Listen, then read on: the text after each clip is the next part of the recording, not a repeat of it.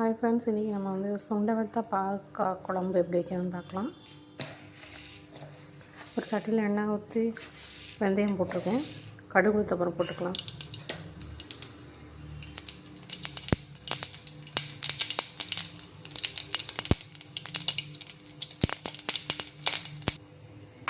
கடுகு பொரிஞ்சிருச்சு, வெங்காயம் போட்டுக்கலாம்.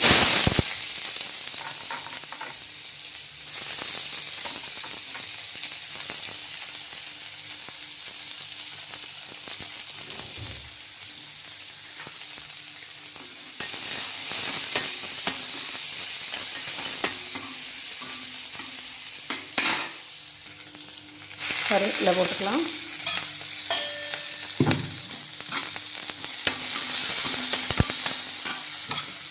இது கூடவே நம்ம நறுக்கி வச்ச பாவக்காய் போட்டுக்கலாம். நான் வந்து பிஞ்சு பாவக்காய் தான் வாங்கியிருக்கிறேன். அதில் வந்து நான் கொட்டையை ரிமூவ் பண்ணிவிட்டு நறுக்கி போட்டிருக்கேன். இது வந்து பாவக்காய் வந்து குழம்பு போட்டோன்னா அது வந்து கசப்பு தெரியாது. பொரியலை விட குழம்பு வச்சோன்னா கசப்பு தெரியாது, நல்லதும் கூட. இது கூட கொஞ்சம் தக்காளி,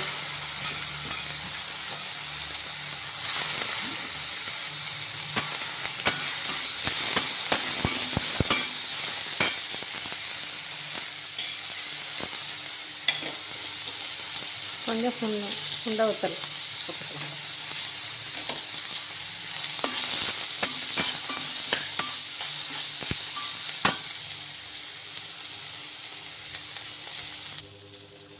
இந்த குழம்புக்கு வந்து நான் தேங்காய் அரைச்சி விடுவேன். அந்த தேங்காய் கொஞ்சம் போல் வறுத்துக்கலாம். இந்த தேங்காயோட வந்து ரெண்டு மிளகு,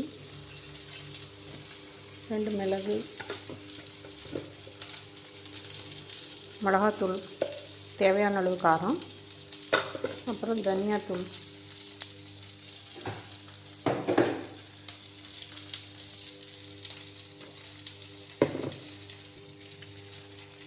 ஒரு ஸ்பூன் போட்டிருக்கேன். இதை போட்டு வறுத்துக்க வேண்டிதான்.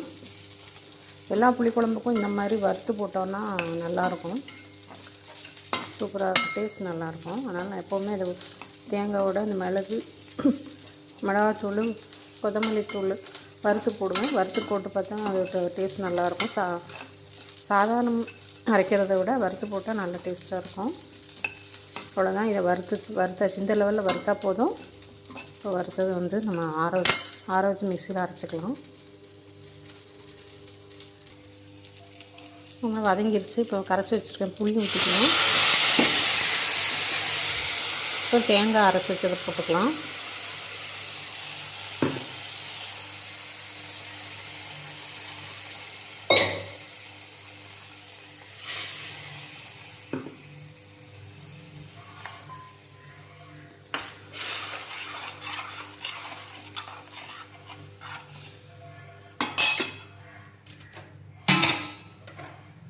கொஞ்சம் மஞ்சத்தூள்,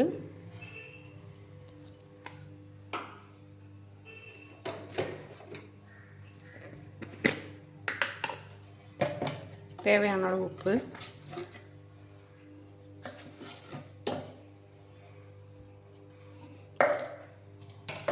அவ்வளோதான். போட்டு நல்லா கொதிக்க விட்டணும்.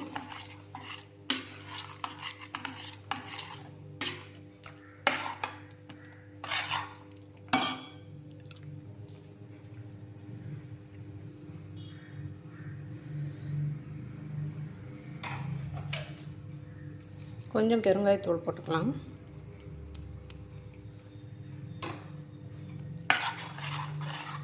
அவ்வளோதான். நல்லா கொதிக்க விட்டுற வேண்டியதான்.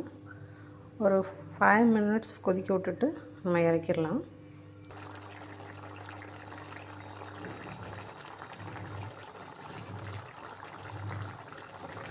நல்லா கொதிச்சிருச்சு. பாவக்காய் நல்லா வெந்துருச்சு.